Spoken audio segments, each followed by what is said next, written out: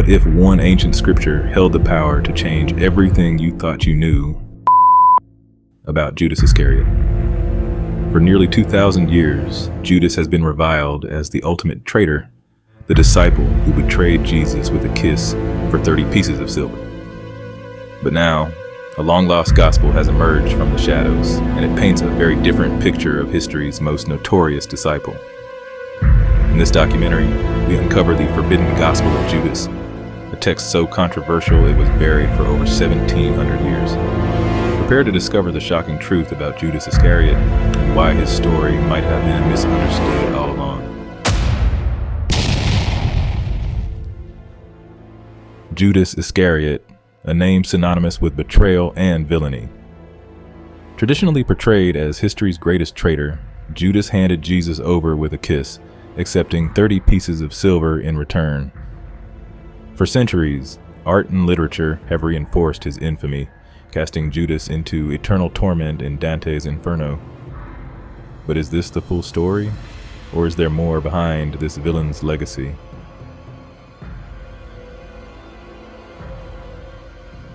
But what if Judas was more than just a villain?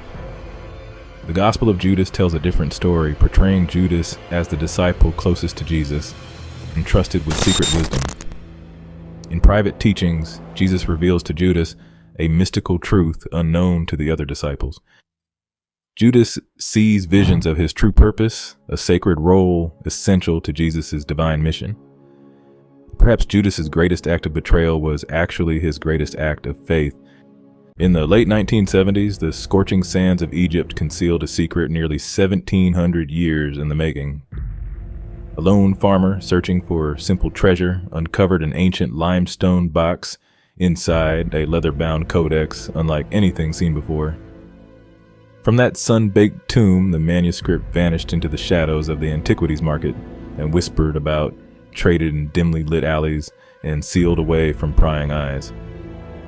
For decades, it lay forgotten in a safe deposit box outside New York City, humidity and neglect eating away at every fragile page. Until, at last, a team of courageous scholars stepped in, rescuing the Codex, reassembling its shattered fragments, and breathing new life into its crumbling words. In 2006, the story broke wide open.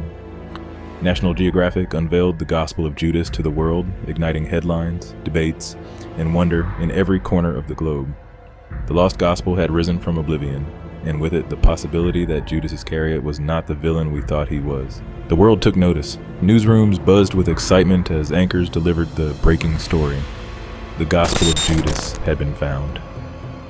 Headlines spun, social media ignited. Scholars and skeptics alike weighed in. Was this a divine revelation or a dangerous deception? Around the globe, people reacted. Some with awe, others with doubt. Television panels erupted with passionate debate. And across living rooms and smartphones, one question lingered. Could Judas have been chosen, not condemned?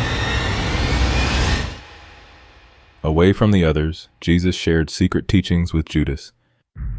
He spoke of heavenly realms, of luminous beings, and mysteries unknown. Jesus laughed at the worldly beliefs of the other disciples, their confusion clear. But Judas understood. Alone, he was granted knowledge no other disciple received, knowledge that would forever set him apart. Then Jesus whispered to Judas the most shocking truth: "You will sacrifice the man that clothes me." In a divine act of obedience, Judas set in motion the greatest mystery of all. He handed Jesus over not out of betrayal, but as part of a sacred plan. As Judas walked into the night, a single star shone brightest, a guide for the one chosen to carry out the impossible. The Gospel of Judas challenged the foundation of early church doctrine. Church leaders condemned it, declaring its teachings dangerous, heretical, and false. Scrolls were burned, texts were buried. The memory of Judas's other story faded from history. But some refused to forget. In the shadows, they preserved it, waiting for a time when it could finally be heard. Today, scholars are re-examining the Gospel of Judas. Ancient lines speak of mystery, mission, and trust, between Jesus and the one he chose. Some still see a traitor. Others see a disciple given a task no one else could bear. As debates rise, one question remains.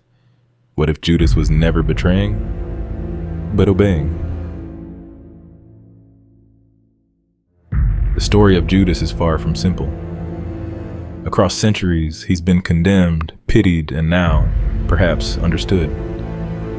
What if the one we feared was the one who obeyed?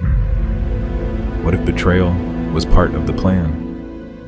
The Gospel of Judas challenges us to rethink loyalty, sacrifice, and truth, and maybe, just maybe, it's time we listened. Judas, the name alone echoes betrayal. But perhaps we misunderstood the man, the mission, the message. He walked a path no one else dared take, not out of greed, but out of obedience. What if the villain was the only one who truly listened?